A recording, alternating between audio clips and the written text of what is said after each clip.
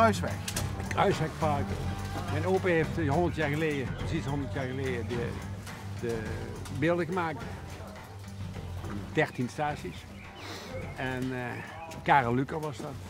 Oh, Bekende naam, hè? dat is wel een bekende naam. Ja, dat was uw opa. Nee, Dan heet u ook Luker. Ja, dat zou kunnen, ja.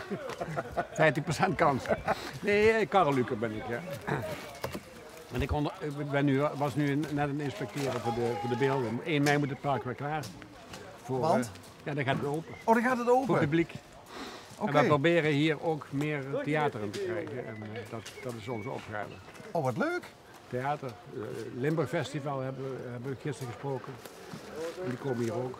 Oh, Limburg Festival, altijd leuk. Ja, dat wel altijd een paar leuke keer dingen. Ja, geweldig. En die hebben dan s'avonds kun je ook komen. Maar licht dus het hele park uit. Prachtig met spots op de bomen. Ja, dat is echt geweldig. En niet om het een of ander, maar dit is, vind ik zelf, ik kom niet uit Roermond, maar ik vind zelf dit een van de allermooiste stukjes Roermond. Mag het iets harder? Ja, Nee, maar dit is toch een ik prachtige woon in de plek. overkant, in het oude huis van mijn opa, die het atelier staat. En zodoende ben ik, ja... Het is leuk werk. Een jaar of 5 geleden, of langer misschien, voor 4,5 ton het hele park opgeknapt. En al die beelden opnieuw gedaan. Schilderijen die erin staan, heb ik ook gerestaureerd, laten restaureren. Dus, dan moet je het nou zo houden. Hè. Je moet het Ja, in de staat maar houden. dat kost geld en je moet mensen hebben die het doen. Ja, subsidie. En, Alles met subsidie. Maar nu wordt er dus van alles gedaan. Ja. Jonglui, Ja, u noemde ze net bijlhamels. dat is niet voor niks. Nee, maar die moet je, ja, het eerste jaar of niet? Nee, dat is volwassen onderwijs. Die zijn 4 dagen werken zelf bij een bedrijf, een hovenier of groot groenbedrijf. Ja, ja. En 1 dag per week komen ze naar school om ook te kunnen groeien in het bedrijf als voorman of nog hoger als projectleider. Is dat wat BBL nu? Ja, BBL, ja. Kijk, en die hebben dus hier wel een mooie uitdaging. Ja, en wij hebben een goed samenwerkingsverband met gemeente Roermond. Dit jaar hebben we dat weer opgepakt met Groen en Doen. Was vroeger een Westernbedrijf was dat. En wij hadden op het programma staan snoeien. En de gemeente moest snoeien, dus 1 en 1 is 2. Hè? Ja. Dus dan komen wij een morgen hier naartoe voor te snoeien. En zoals je ziet, het loont zich. Hè? Nou, ja, hoeveel dagen werk zit hierin? Dit hebben we nu net op 2 uurtjes, denk ik 2 uurtjes gedaan. Nee, maar je bent al een week aan het werken. Nee, dit is vandaag pas. We zijn pas straks begonnen om 9:30. Maar je bent niet klaar, hè? Nee, maar we stoppen nu daar om 1 uur en ja, is die 10 kubus vol. Ja. Maar nogmaals, kijk, er is een klein beetje achterstallig onderhoud was hier. En jullie zijn allemaal met vrijwilligers, dus vrijwilligers die vind je bijna niet meer. Dus ja, ze dragen ons op handen dat we hier met de school naartoe komen. Ja, leuk toch? Jij moet ieder jaar zoeken naar dit soort mensen, anders is het te duur. We hebben wel subsidie behoorlijk. Voor 6 jaar hebben we nu de zaak vol. Je moet zo'n park onderhouden. Hè? Maar als uw opa al de beelden maakte Ja. voor dit park, hoe lang gaat de geschiedenis dan terug hiervan? Nou, Kuipers, hè, de beroemde Kuipers, die heeft hier een schets gemaakt van het park. Hoe die het wilde hebben. En die wilde dus de beelden ook maken. Maar de paters, dat zijn de paters van de kerk, de riddertoeristen, die wilden dat niet.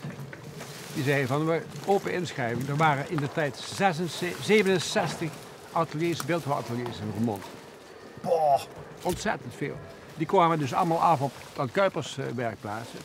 En als mensen hier nou met een koets naartoe kwamen, in 1800 zoveel, dan dachten ze, dan ga ik al die ateliers eens af. En zo komt er een werk, dan ben je niet afhankelijk van Kuipers. Hè. En die neogotiek. Goh. Dus mijn opa was een jonge kerel, 37 jaar.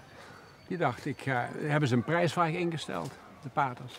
Daar hebben zo'n 5 beeldhouwers aan meegedaan. En die hebben... En Kuipers ook. Maar ze hebben het anoniem gedaan. Anonieme inzending. En mijn opa won dat van Kuipers. Hoera, hoera. Hoe cool is dat? Ja. Je zit hier in zijn graf nog op te jubelen, denk ik. Nee, dat is echt leuk. Ja.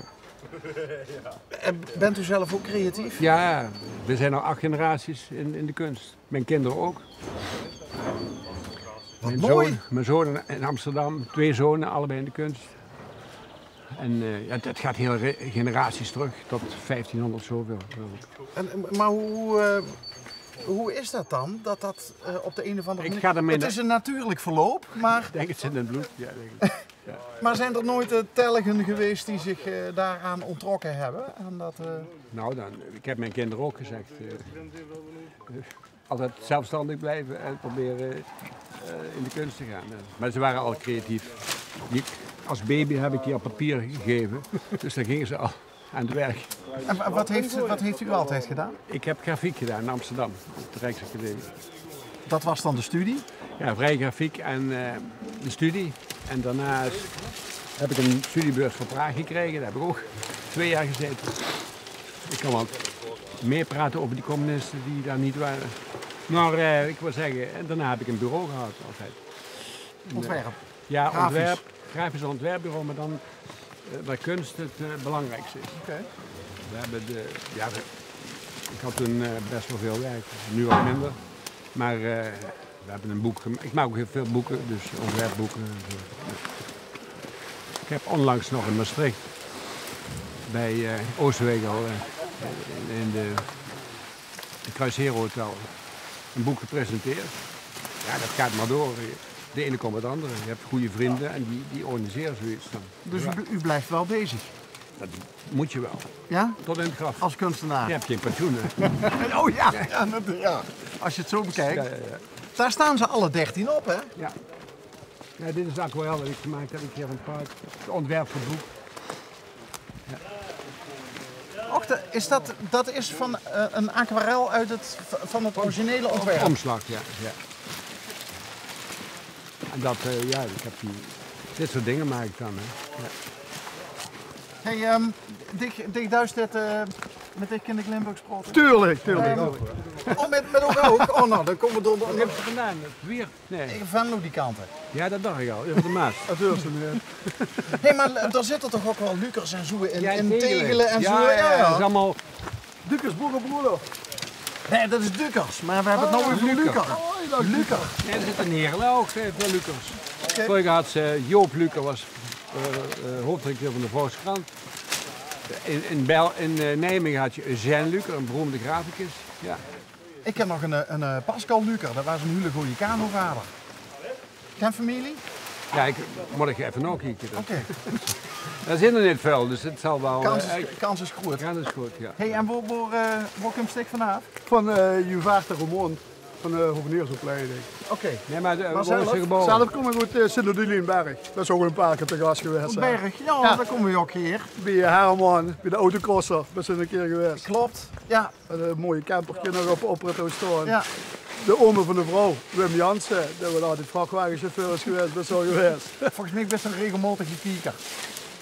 Of alleen als berg. Ja, Oostdorp is kleiner, dus we weten alles van elkaar.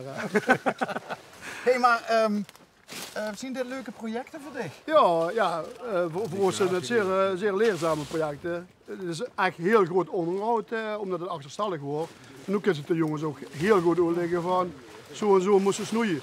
Dus dat is niet van we pakken de hekjesscheren op, alles met hem opbehaald. Wel een beetje met verstand. Met verstand snoeien, zeg je altijd. Nou ja, nee, maar het is wel de bedoeling dat het niet alleen maar domme krachten zien, maar dat ze ook weten wat ze doen. Nee, maar ik zeg altijd domme krachten bestaan. In het groen, zoals ze daarvoor weten.